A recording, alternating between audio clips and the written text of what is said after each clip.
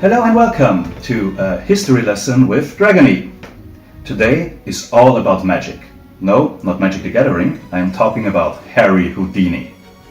First, I'm going to talk a bit about the real Harry Houdini and then about his part in the fictional story of Viribus Unitis. But before that, if you're not familiar with the concept of Viribus Unitis, please watch the video where our singer Siegfried explains it. Somewhere here.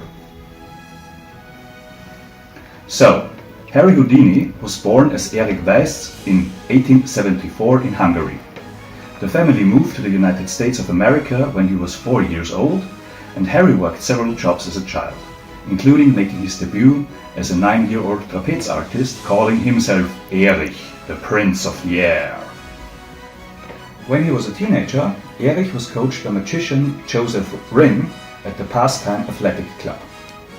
For his stage name, Erich Weiss became Harry Houdini by adding an I to the last name of his idol, French magician Robert Houdin. Harry is simply an Americanized version of his nickname Eri. At 17, Erich, now known as Harry Houdini, left his family to pursue his magic career. By the age of 20, Harry had been performing small acts throughout New York. He soon married and joined a circus where he began to develop and perfect his escape tricks. Through the years, Harry gained fame after repeatedly escaping from police handcuffs and jails.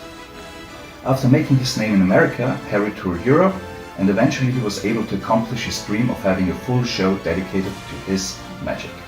In his later years, Harry took his talent to the film area, but didn't find success there. Harry also showed interest in the field of aviation and was the first person to ever fly over Australian soil.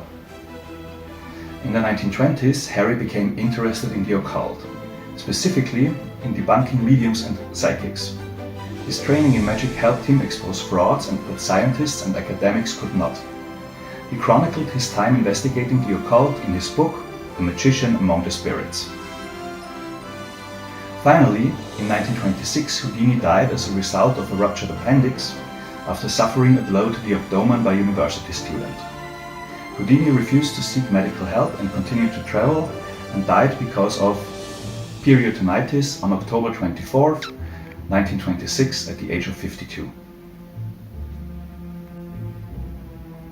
And now we go to the story of Harry Houdini in Viribus Unitis. At the time when Crown Prince Rudolf starts to dabble in dark magic, Harry Houdini begins his professional career as a magician in 1891. Since this doesn't take off as he wished, he starts to travel the world in search of ways to improve his illusions with actual sorcery. During this period, hello Ted,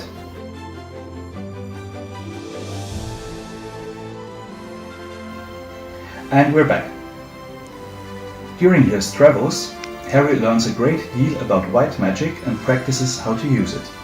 Song number 4, which is aptly called Magic, is dedicated to both Houdini and Rudolf. And so, Harry's travels bring him back to Europe, where he finds himself entangled in the middle of the war. He hurries to Vienna in hopes of undoing Rudolf's magic rituals, but his efforts are in vain. Harry realizes what the new emperor has done and uses his own white magic to bring back some clarity into the mind of Rudolf.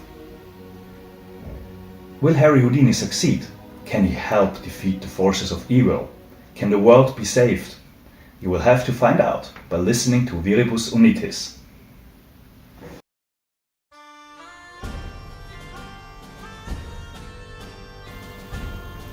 And with that, this little history lesson with DRAGONY is over. But stay tuned for the next video in the series. Goodbye for now.